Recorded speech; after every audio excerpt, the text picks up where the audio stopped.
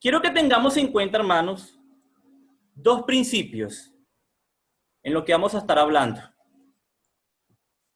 En primer lugar, el principio de los de Berea. ¿Y con esto a qué me refiero, hermanos? Me refiero a que, obviamente, cada punto, cada tema del que vamos a estar comentando, podemos inclusive tener un estudio y profundización por cada tema, ¿no? Por cada uno, algo mucho más completo, y hasta series podíamos dedicar a cada punto, ¿no? Pero lo que nosotros vamos a hacer es, bueno, de cierta manera, hablar sobre algunos principios importantes alrededor de cada tema. Y en segundo lugar, el punto de lo racional. Como segundo principio, el principio de la racionalidad es muy importante.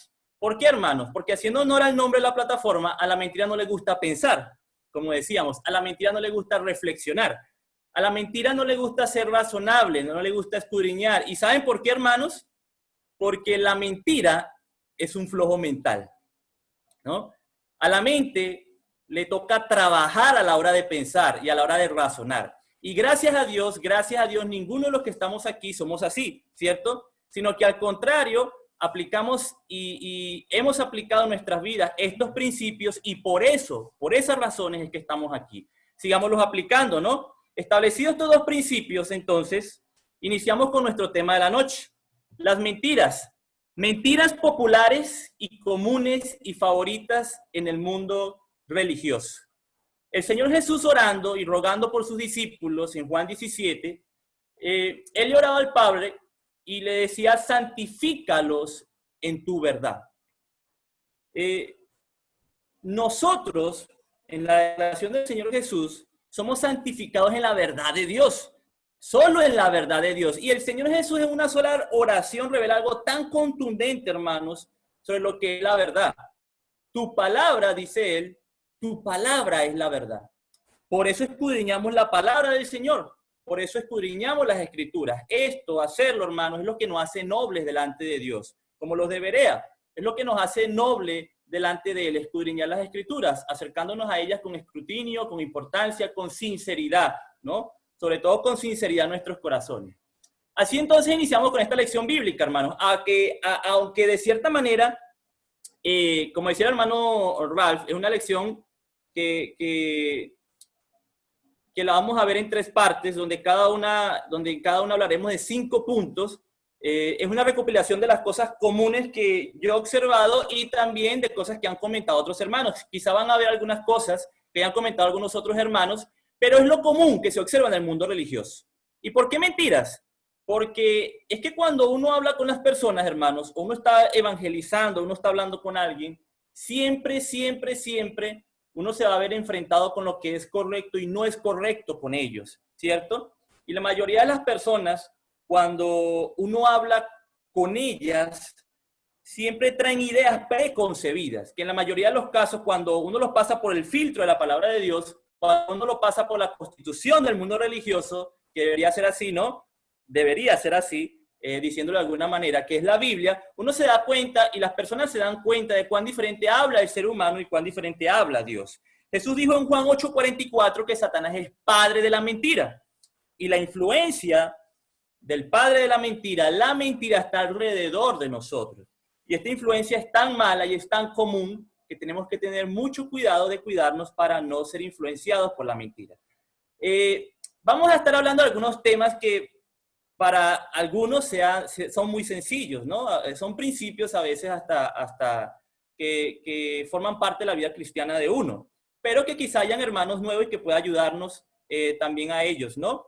Y bueno, quizá podamos rescatar algo bueno de cada punto. ¿Cuáles son algunas de las mentiras favoritas en el mundo religioso moderno, hermanos?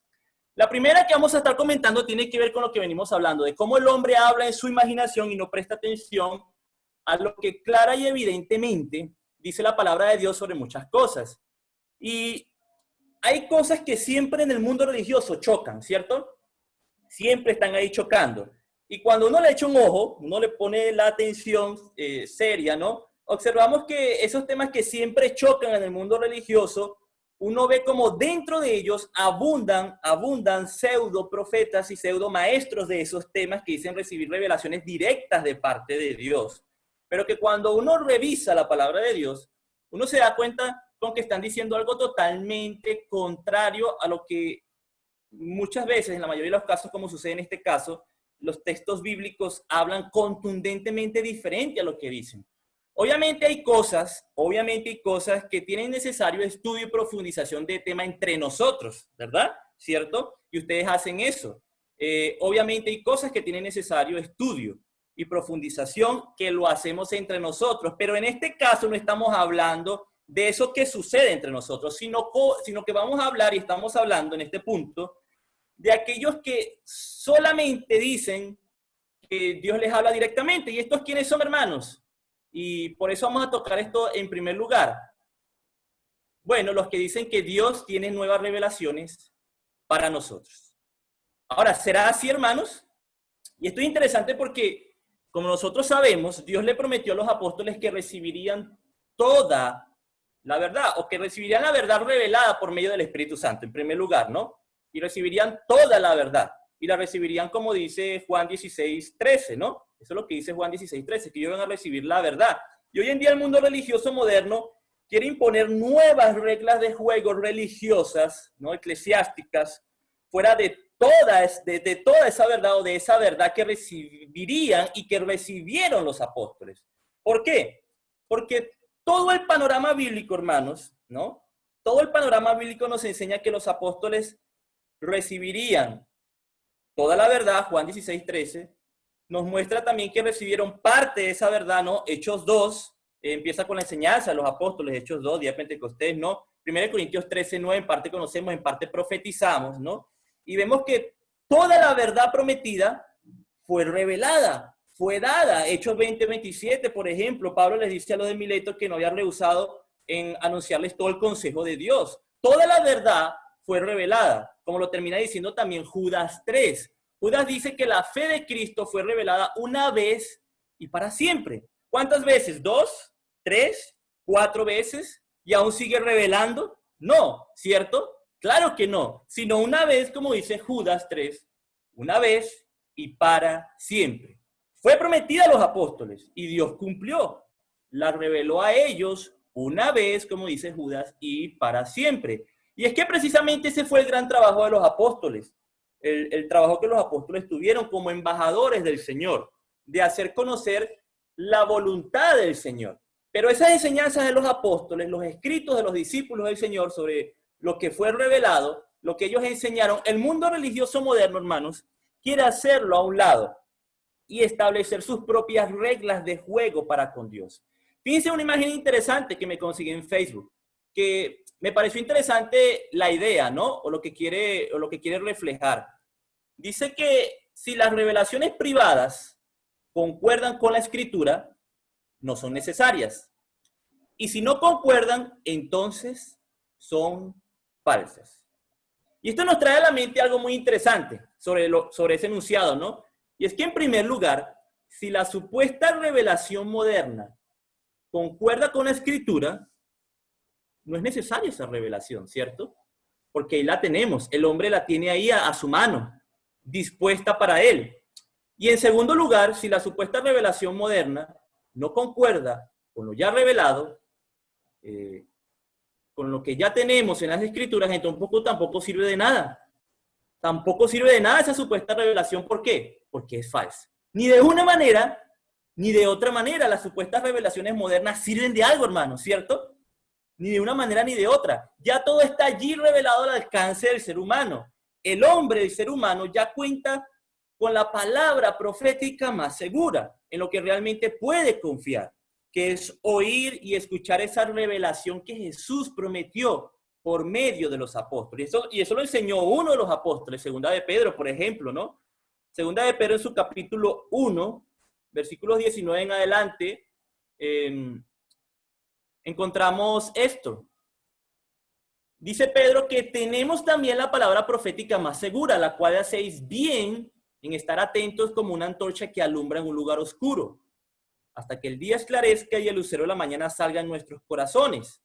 Entendiendo primero esto, que ninguna profecía de la Escritura es de interpretación privada, porque nunca la profecía fue traída por voluntad humana, sino que los santos hombres de Dios hablaron siendo inspirados por el Espíritu Santo. ¿Y por qué tenemos la palabra profética más segura? En lo que con confianza podemos poner nuestra esperanza. Fíjense dos cosas importantes del por qué, súper importantes. Porque en primer lugar, hermanos, esto es interesante porque todo el canon bíblico que es aceptado como palabra y revelación de Dios ya fue cerrado y completado, ¿no? Y es así como termina Apocalipsis precisamente diciendo en el capítulo 22, allí en sus versículos, en los últimos versículos de la Biblia, y que podemos decir con toda confianza que aplica para toda la palabra de Dios que ha sido aceptada como inspirada, que es lo que sucede con el canon bíblico, que dice que cualquiera que añade a estas palabras, a estas cosas, dice en el 18 de Apocalipsis 22, o cualquiera que quitare las palabras del libro, Dios quitará su parte del libro de la vida. Fíjense las consecuencias, ¿no? De agregarle o de quitarle la palabra de Dios. Y en este sentido, fíjense de algo muy importante agregando a esto, que es la segunda cosa que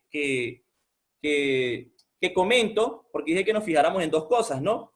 La segunda es que el ser humano, la historia de la humanidad, demuestra que ha sido muy cuidadoso a la hora de preservar lo que tiene gran valor histórico para él. Y de lo que realmente llena de gran valor histórico a algo, ¿no? Para el ser humano. Y con la Biblia sucede y ha sucedido eso. Para que un libro de la Biblia pueda y pudiera estar allí, y para que nosotros lo pudiéramos tener, ustedes se pueden imaginar la cantidad de requisitos que tenía y que tenía que cumplir un pergamino, por ejemplo. O que tiene que cumplir un pergamino hoy en día, por ejemplo, para ser aceptado dentro del canon bíblico. Tanto así que hoy en día es casi imposible cambiar un versículo, añadirle, quitarle un versículo, agregar un libro nuevo de la Biblia o quitárselo, ¿no? Podemos buscar lo tan delicado que es eso y complejo, averiguarlo. Por ejemplo, en las Sociedades Bíblicas Unidas, lo tan delicado y la cantidad de requisitos que se tendrían que cumplir para que fuera así. Por ejemplo, podríamos mencionar dos que tienen. La antigüedad de un pergamino, por ejemplo. Eso primero puede ser confirmado. Pero el segundo, la fuente confiable de su procedencia, eso es prácticamente imposible de confirmar hoy en día como certera la procedencia de un pergamino. Por eso, y entre otras muchas razones más que nosotros pudiéramos empezar a hablar sobre ese tema, sobre el respaldo histórico que tiene la palabra de Dios, ¿no? Es que lo que dijo Pedro hace, si usted le quiere poner miles o centenares de años atrás, es tan válido para nosotros como en el momento que lo dijo. Porque tenemos la confiabilidad histórica de que tenemos la palabra profética más segura, la palabra de los apóstoles, y que lo es lo que los apóstoles escribieron y lo que sus discípulos resguardaron y aceptaron como palabra de ellos. Y en este sentido, hermanos, la revelación de Dios, su palabra, no solamente fue revelada en su totalidad, como lo sabemos, una vez y para siempre, como dice Judas 3, sino que también, por si a alguien le quedaba dudas, fue confirmada. ¿Usted sabe lo que es confirmar algo? Seguramente sí. Todos somos adultos aquí en esta plataforma. ¿No le ha pasado a usted que cuando saca un documento original sobre algo, es original, eso no le quita, no tiene ningún valor menos de autenticidad, ¿no? Pero a usted le pueden mandar en algunos casos, en algunos momentos, a validarlo o a revalidarlo o a autenticarlo, no sé cómo le puedan decir en sus zonas, ¿no? Y cuando le ponen ese sello de revalidación o esa aprobación de autenticación, ¿no? Lo que diga ese documento es más que ley, porque está confirmado tras reconfirmada su veracidad. Y con la palabra de Dios, con lo que tenemos revelado, eso ha sucedido. Fíjense lo que dice Hebreos 2. Hebreos 2, versículos 1 en adelante, dice que es necesario que con diligencia y con más diligencia atendamos a las cosas que hemos oído. Porque si la palabra dicha por medio de los ángeles fue firme y toda transgresión y desobediencia recibió justa retribución, ¿cómo escaparemos nosotros si descuidamos una salvación tan grande, la cual, habiendo sido anunciada primeramente por el Señor, nos fue confirmada por los que oyeron, testificando Dios juntamente con ellos, con señales y prodigios y diversos milagros y repartimientos del Espíritu Santo según su voluntad? Nos fue ¿qué? Confirmada. La palabra de Dios, inclusive en Hebreos 2, ya había sido ¿qué? Confirmada en ese momento. según el autor de Hebreos 2, es lo que él dice allí. Nos fue confirmada, había sido confirmada. Toda revelación de Dios no solamente fue dada y punto, listo, tengan allí, fue revelada y ya. No, sino que fue confirmada en su momento también, ¿no? Y a través de la historia de la humanidad, el hombre también ha confirmado por medio de otros métodos, y el mundo religioso, por más que ha querido, no ha podido deshacerse de ella.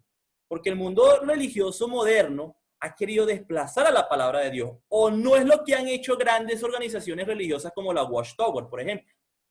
Donde vemos organizaciones modernas que ahora se crean su propia Biblia, sin ningún registro probatorio, ninguna confirmación histórica, sino que simplemente lo que hacen es cambiar cosas y poner cosas porque es lo que ellos creen y se crean su propia Biblia. No, pues así es muy sencillo, ¿no? Así es muy sencillo crearse una Biblia. Cualquiera viene, agarra una hoja, cualquiera de nosotros que estamos aquí, ¿no? Viene, agarra una hoja y escribe unas líneas y cambia algunos versículos y a su antojo y dice, pues, qué es lo que es correcto y qué es lo que no es correcto. Eso es muy bueno, ¿no? Pero en el punto en el que estamos hablando, nos damos cuenta que ya no es necesaria más revelación porque ya la tenemos. Dios reveló una vez y para siempre toda la verdad y la confirmó Él, junto a sus herramientas en su momento, y el ser humano también a través de la historia de la humanidad la ha confirmado. La palabra de Dios, la Biblia, yo menciono que es la constitución del mundo religioso, pero toda ella, ¿verdad? Como sabemos, no solamente una parte, ni uno ni dos versículos, como quiere también el mundo religioso moderno usar ciertas cosas. Todo el panorama bíblico es toda la revelación de Dios. Pero ¿qué sucede debido a esta mentira? De que Dios tiene nuevas revelaciones para nosotros. Sucede que debido a eso, el hombre no presta atención a la palabra del Señor. ¿Y qué dice el hombre? ¿O qué decimos? Decimos es que yo siento que Dios me está hablando en mi corazón. Es que yo tengo una corazonada, ¿no? Es que yo sé que Dios me está guiando a esto. Y aplican todo y hacen todo y se mueven en todo, es a base de sentimientos, es a base de corazonadas. Imagínense eso, ¿no? En base a una corazonada, debido a lo que la propia persona desea, debido a lo que la persona desea y siente, debido a lo que espera y no a lo que Dios ha revelado, ¿no? Ya ha hablado. Usamos nuestra felicidad, hermanos. El ser humano usa su felicidad o inclusive su infelicidad a lo que quiere que Dios haga, ¿no? Y no es así, no es así. Debemos escuchar y obedecer la palabra de Dios, así implique sacrificios, como nosotros hemos aprendido. Muchas veces implica sacrificios. Y hablando de los sacrificios, hermanos, sigue la siguiente que quiero compartir con ustedes. No hay que sacrificarse por Cristo. Fanático. Seguramente a usted le han dicho esto, usted ha escuchado esto, ¿cierto? Pero, ¿será que no debemos sacrificarnos? ¿Será que la causa de Cristo no implica sacrificio? Cuando nosotros vemos a Jesús y lo que Él dijo, nosotros nos damos cuenta que Jesús no dijo tal cosa. En Lucas 14, por ejemplo, versículos 26 y 27, Jesús habló del gran sacrificio que tenemos que hacer. Él dijo, voy a leerlo textualmente, Él dijo, si alguno viene a mí y no aborrece a su padre y madre y mujer e hijos, hermanos y hermanas, y aún también su propia vida, no puede ser mi discípulo. Y el que no lleva su cruz y viene en pos de mí no puede ser mi discípulo.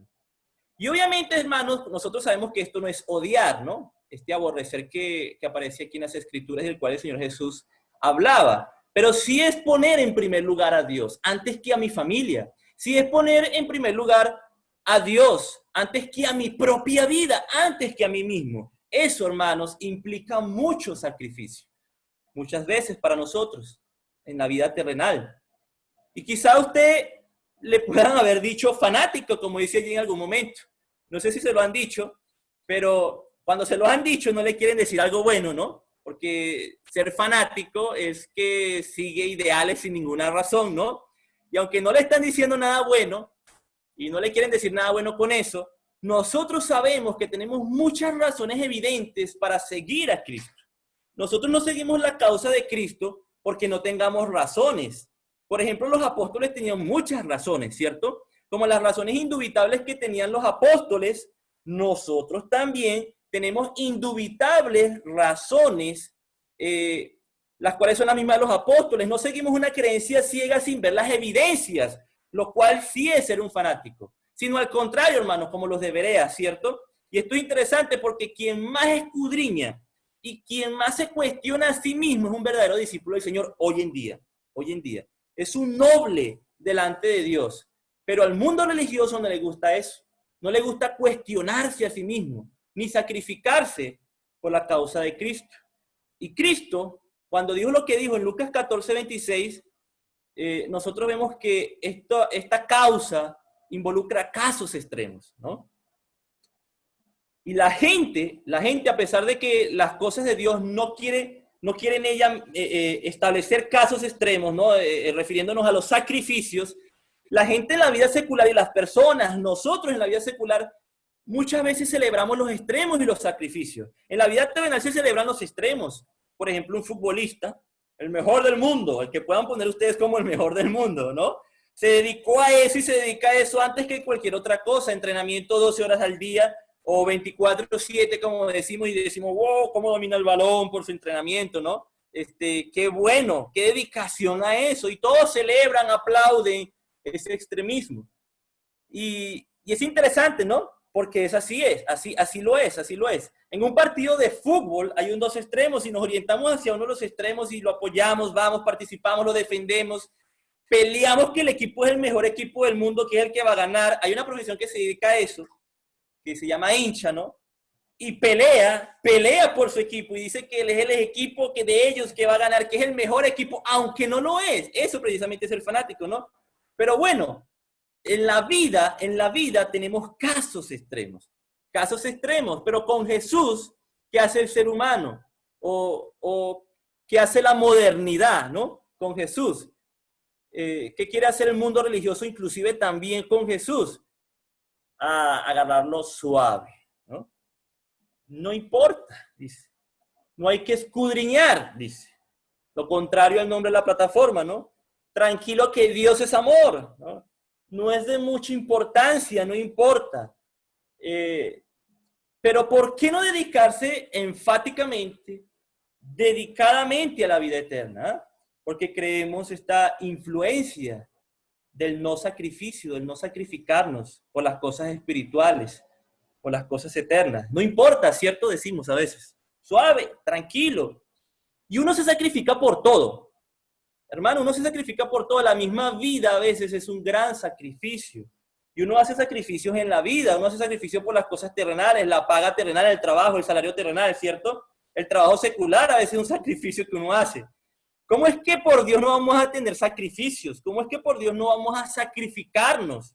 Quizá eso tiene que ver, hermanos, porque creemos esta influencia mentirosa.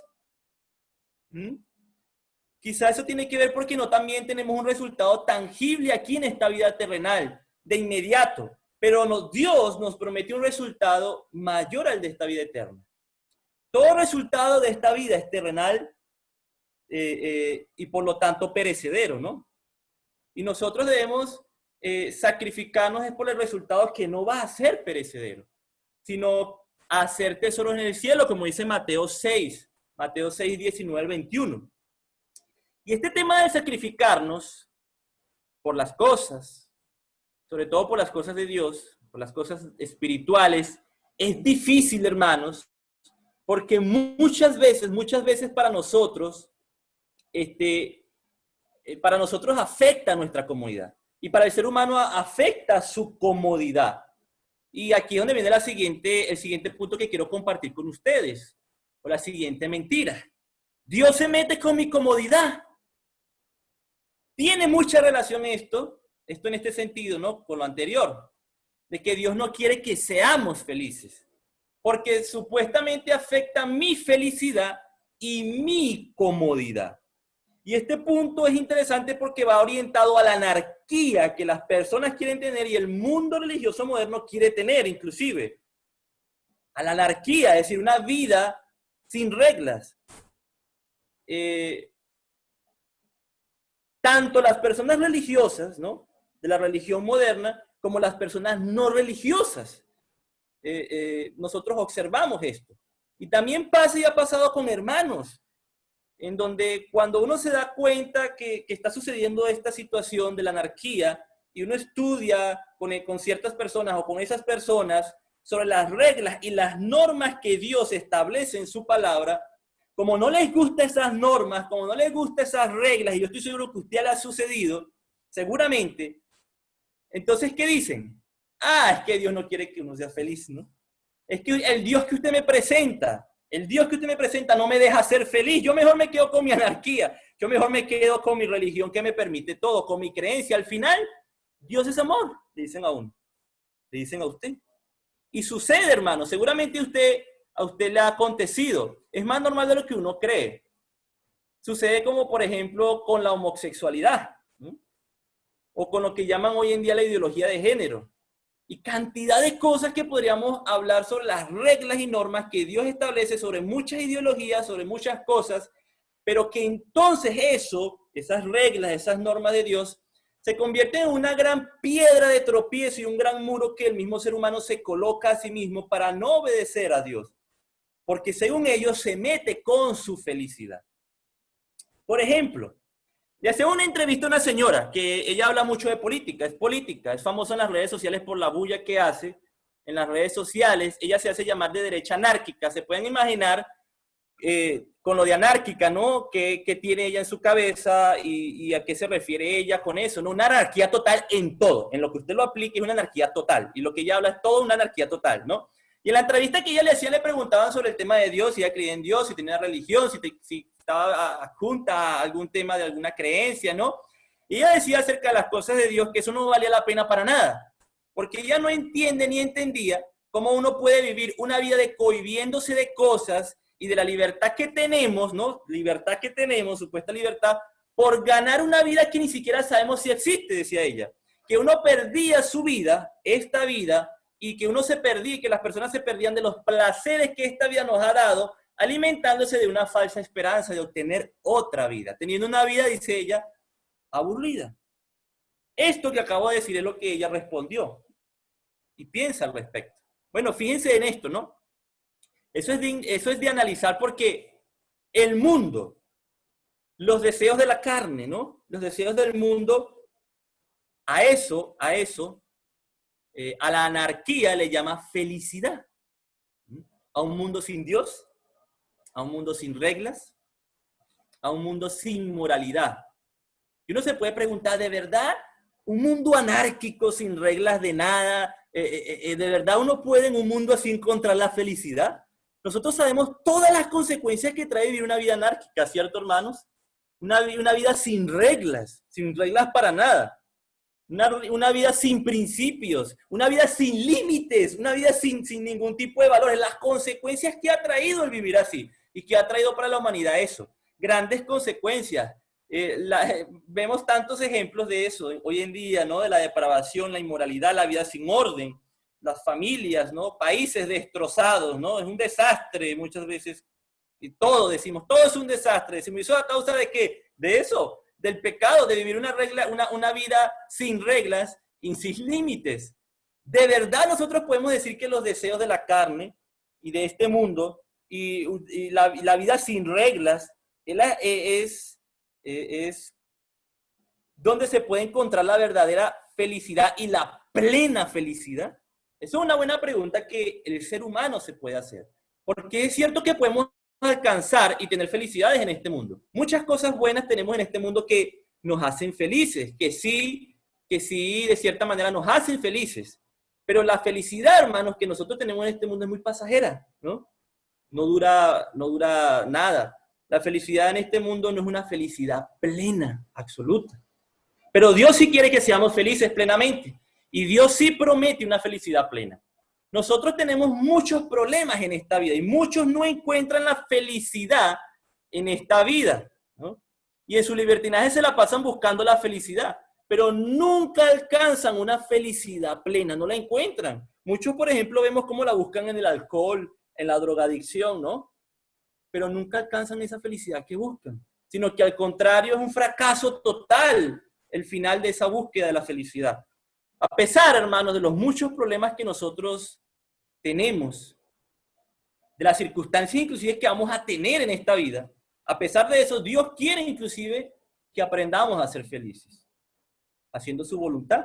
Así como Pablo lo había aprendido. Pablo dice que él había aprendido a contentarse cualquiera fuera su situación, fuera abundancia, fuera escasez, azotes, que sufrió persecuciones. Dice Filipenses 4, he aprendido a contentarme cualquiera sea mi situación.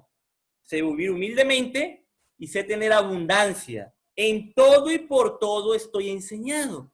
Así para estar saciado, como para tener hambre, así para tener abundancia, como para padecer necesidad. A pesar inclusive, hermano, de las circunstancias, Dios quiere que aprendamos inclusive a ser felices, esperando la verdadera y plena felicidad que Él nos va a dar. La verdadera y plena felicidad, ¿no? Esto de que Dios no quiere lo bueno para nosotros, sino lo malo, es lo que yo llamo, y seguramente usted también lo llama así, la mentira milenaria.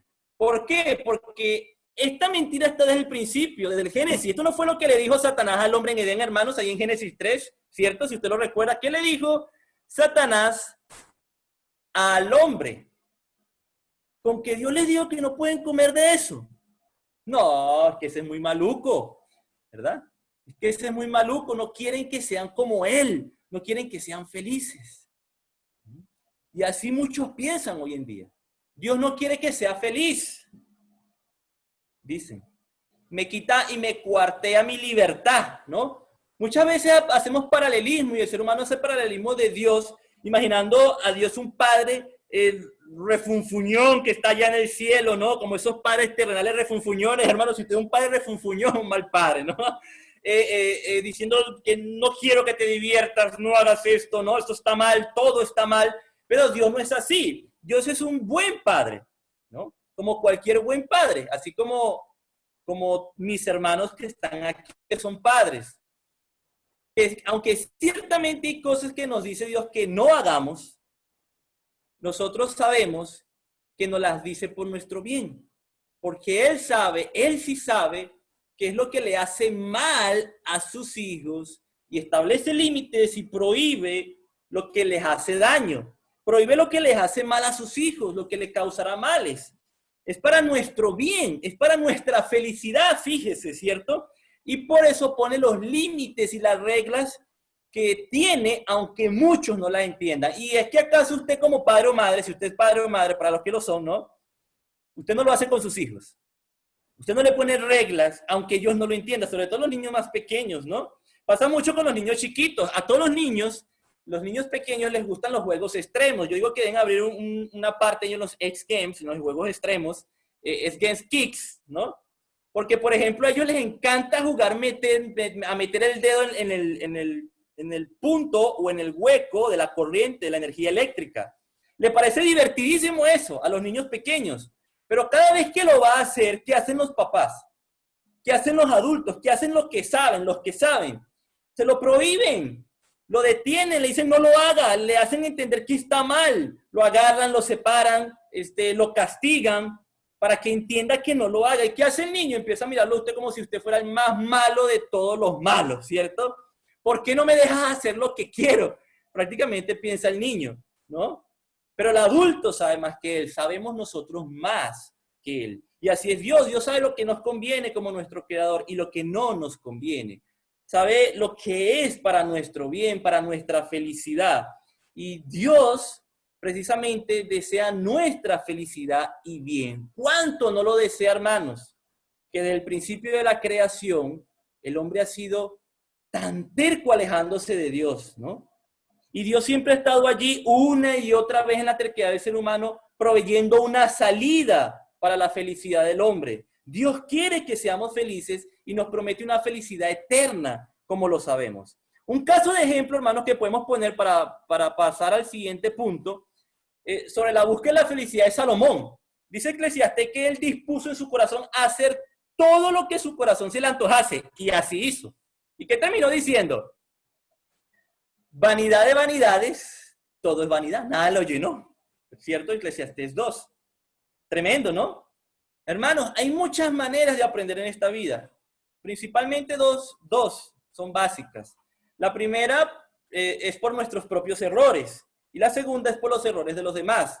Nosotros podemos ver ese gran ejemplo de Salomón, podemos ver el ejemplo de los demás, para que no cometamos los mismos errores, para quienes puedan estar entre nosotros, hermanos, pensando en la anarquía, porque muchas veces se nos puede atravesar esa idea y esa mentira de la anarquía en nuestra cabeza. Y es que a pesar, muchas veces sucede con hermanos que no les gusten muchas cosas, que se sientan insatisfechos con algunas cosas, o de que ven cosas como que Dios dice que no hagas esto, no hagas aquello. Eso es porque Él sabe lo que es mejor para nosotros. Véalo como un padre amoroso, hermano, si usted, o hermano, si usted le ha pasado eso por la mente o le está pasando eso por la mente. Véalo como un padre amoroso, como su padre, el cual lo hace para que podamos alcanzar y alcancemos plena felicidad. Pero cuando somos tercos y queremos ser anárquicos y cometemos errores, cometemos garrafales errores, es cuando decimos y tenemos en cuenta las cosas de Dios y decimos, uy, ¿yo por qué hice esto? ¿Verdad? Tantas consecuencias malas que me trajo. Muchas malas. ¿Por qué? Por creer esta mentira. Y en este sentido avanzamos a la siguiente mentira. Cuando uno está evangelizando o cuando uno está hablando con alguien, siempre como este punto, siempre uno se encuentra con las personas que chocan con la palabra de Dios. Es algo muy común que las personas no esperan escuchar ciertas cosas de la palabra de Dios. Eso es algo muy común. ¿Y por qué la gente no espera escuchar ciertas cosas y siempre se genera como un choque entre la persona y lo que dice la palabra de Dios? Bueno, porque precisamente el mundo religioso, las mentiras en el mundo religioso ha creado muchas ideas preconcebidas en las personas, ¿no? Acerca de las cosas de Dios y acerca de las cosas espirituales. Se ha metido tanto en nuestra sociedad que ha contaminado todo. Y en el caso del tema de la salvación, un punto es este. La fe sola salva. Ahora, hablando de las obras, ¿no? Que tú no tienes nada que hacer para ser salvo. Hablando de las obras. Que creer en tu corazón es suficiente. Que no tienes que hacer absolutamente nada. Esto es algo que el mundo religioso moderno propone, si usted lo observa. Pero Santiago 2, 14 al 20, dice que la fe sin obras está muerta. Eso es lo que dice. Dice que una fe sin obras no sirve, hermanos. Dice que una fe sin obras está separada de Él, que una fe sin obras no existe. Entonces, si es así como es la cosa, ¿no? En Romanos 16, 26, nos dice la palabra de Dios que Dios nos ha dado a conocer a toda la humanidad la fe para que le obedezcan y para que se obedezca. Eso no tiene pierde. La fe se obedece. ¿Y eso se manifiesta en qué? La obediencia se manifiesta en qué? En obras. Imagínense en todos los casos de conversión, los creyentes ante el mandato de los apóstoles acerca de lo que debían hacer para ser salvos. Imagínense diciendo a las personas, no, es que eso que yo creo no es así. Yo creo que no es suficiente hacer más, Pedro, ¿no? De que todo hombre y toda mujer temerosa a Dios cuando llegaban a Jesús, cuando llegaban a todos los apóstoles, vamos a poner el ejemplo de los apóstoles, ¿no? Que hacían esta pregunta de que ¿qué debo hacer para ser salvo, no? ¿Qué debo hacer? Preguntaban. Imagínense que estas personas que hicieron esta pregunta ante la respuesta de los apóstoles, que la conocemos, ante la respuesta que da Jesús por medio de ellos, de lo que tenían que hacer, ellos dijeran, por ejemplo, y en Hechos 2, ¿no? En Hechos 2. Bueno, Pedro está diciendo que debemos arrepentirnos y bautizarnos para recibir el perdón de Dios, muchachos, ¿no? Pero nosotros creemos, Pedro, que eso no es así. Ya nosotros somos salvos sin hacer eso. Jesús murió por nosotros, Jesús murió por mí, Jesús murió por nosotros en la cruz y ese nos perdona, ¿no? Imagínense que esa fuera sido la respuesta de aquellos que preguntaron a los apóstoles eso en Hechos 2, que preguntaron qué haremos, ¿no? O imaginemos a estos mismos no preguntando qué debían hacer para ser salvos, sino diciendo directamente, sin hacer la pregunta, bueno, Pedro, muy bonita la predicación, Hechos 2, pero no importa, ya somos salvos. O peor, imagínense algo peor, hermano, hermana, que cuando estas personas preguntaron a los apóstoles lo que debían hacer para llegar a la salvación, al perdón, a la reconciliación con Dios, algo que implicaba hacer algo, que los apóstoles hayan respondido, que hayan dicho, no tranquilos muchachos, no tranquilo Ralph, no tranquilo hermana, hermano, no tranquilo, no hay que hacer nada. Ya Jesús murió en la cruz por nosotros, por nuestros pecados. Ya están saldados sus pecados. No hay ningún problema. Usted no tiene que hacer absolutamente nada. Usted no tiene que cambiar de vida. Usted no tiene que hacer nada. Vaya tranquilo, que estamos en paz. Haga lo que quiera con su vida. Usted es salvo sin hacer nada. Imagínense que esa fuera sido la respuesta. Nada, no hay que hacer nada. Ya Cristo murió por usted. Eso es lo que propone el mundo religioso moderno. Pero en ningún caso, hermanos, en ningún caso esto sucedió. ¿Por qué? Porque sencillamente eso es irrazonable. Eso es irrazonable. Hermanos, el tema de la fe, a pesar de que sí trata, como dice Hebreos 11:1, de tener una convicción, una certeza, no queda hasta allí. No queda hasta allí como si fuera un solo estado mental el tema de la fe. No, señor. Y eso es lo que enseña Hebreos 11, en todo el capítulo, en su contexto, el tema de la fe. ¿Qué enseña? Que la fe, a pesar de ser una convicción, sí, es una convicción, es una certeza, sí, va más allá de ese estado mental. Que la fe también trata sobre lo que uno hace mientras uno espera en esa convicción, de lo que uno hace mientras uno espera en esa certeza. ¿Qué dice todo el contexto en base a lo que dice el versículo 1? De esa certeza, de esa convicción. Por la fe, ¿qué hizo por la fe Abel? Dice que ofreció, ¿cierto? Por la fe, Noé, ¿qué dice que hizo? Con temor preparó el arca, acción, ¿ve? Por la fe Abraham, ¿qué hizo? Obedeció y salió al lugar que iba a recibir por herencia. Por la fe Abraham ofreció a su hijo, acción. Por la fe Isaac bendijo a Jacob. Por la fe Jacob bendijo. Por la fe Moisés rehusó llamarse hijo de la hija de Faraón. Por la fe Moisés dejó a Egipto. Acción, la fe involucra acción, hermanos. Una fe como un estado mental sola es una fe que no vale la pena para nada. Eso lo dice Dios. Todo el mundo cree, todo el mundo salvo. Eso es lo que dice el mundo moderno. Pero Dios no dice eso. Todo el mundo cree como estado mental, ¿no? Porque el creer realmente, la fe realmente, como sinónimo de creer, va más allá del estado mental. Va en que lo que yo creo, le presto tanta atención que así tanto como es yo lo sigo esa creencia que tengo y lo demuestro con mis actos. Y precisamente Santiago en el capítulo 2 ataca esa creencia. El hecho de que yo sepa, conozca, tenga la certeza, la convicción de algo, no quiere decir que yo sea ese algo, ¿cierto? El hecho de que yo sepa que mentir es malo, ¿será que me hace un no mentiroso, hermanos? ¿El hecho de saberlo nada más? ¿O qué es lo que me hace un no mentiroso? Mis obras, ¿cierto? ¿Por qué? Porque dice Santiago, capítulo 2, que la fe sin obras está muerta. Que la fe sola salva. Hermanito, hermanita, no caiga en esa trampa, ¿no? Y en este sentido, hermanos y hermanas, viene el último engaño. Y precisamente tiene que ver con el obrar, con nuestras acciones. Y es el mañana. El gran engaño del mañana. Y con esto terminamos. Mañana podemos servir a Dios, decimos. Mañana podemos trabajar por la obra. Mañana me puedo reconciliar con Dios, dicen algunas personas. O algunos dicen, mañana me bautizo. Y postergan, ¿cierto? Todo el mundo espera el mañana, pero la realidad es que nadie sabe algo del mañana. Y esta es una de las peores influencias malas que hay. Hay un dicho, seguramente por sus tierras también existe ese dicho. No dejar para mañana lo que se puede hacer para hoy. Hoy nos podemos divertir, mañana podemos arreglar el problema, dice la gente. Y muchos aplazan, y dicen un día de esto cambiamos la situación. Ahora es que me queda tiempo, un día de esto hago lo que tengo que hacer. Yo tengo 28 años y Dios dice que pues más o menos entre 70 y 80 me quedan como 45 años. A los 79 años, ya faltándome un año, cambio. La gente usa las cosas así. Y eso es jugar con las cosas de Dios. Eso es jugar con nuestro futuro, jugar con nuestro destino. Y el mundo religioso usa mucho eso. Se queda esperando la persona muchas veces el mañana. La salvación es urgente. Ananías y Zafira no tuvo tiempo, ni tuvieron tiempo para decir mañana. Y muchos como Ananías y Zafira no tuvieron esa oportunidad de esperar al mañana, como usted y yo sí lo tenemos. Sí lo tenemos. No dejemos entonces, hermanos, para mañana lo que hoy podemos solucionar y lo que podemos hacer para ser mejores delante de Dios. No creamos esa confianza mentirosa.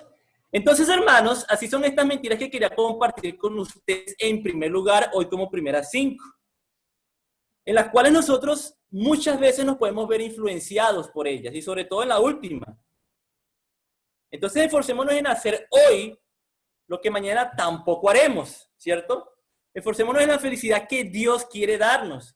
Esforcémonos con sacrificios en las cosas espirituales, trabajar en la obra del Señor, porque serán tesoros en el cielo que tendremos almacenados esperándonos para estar con Dios eternamente. Sigamos esforzándonos en la obediencia a nuestro Dios, de sus santos mandamientos, de perseverar en su doctrina, en el consejo de Cristo, en el consejo apostólico. Sigamos esforzándonos por seguir escuchando a Cristo, a su palabra, de que sigamos indagando, ¿cierto?, en lo que se nos ha revelado para creer y hacer su voluntad, la cual verdaderamente es lo que nos salvará. Eso es lo que nos salvará realmente, no las filosofías y lo que el ser humano dice tener en su mente por revelaciones, ¿no? Y por sus sentimientos y por sus corazonadas. Culminamos entonces, hermanos, con estos 5 conceptos muy interesantes que están alrededor, empañando siempre la verdad de Dios. Jesús dijo en Juan 8:44 que Satanás es padre de la mentira. Y la influencia de la mentira muchas veces puede seguir arraigada en nosotros. Pero gracias a Dios que tenemos las Escrituras y las escudriñamos para poder diferenciar entre lo que es verdadero y lo que es falso, ¿no?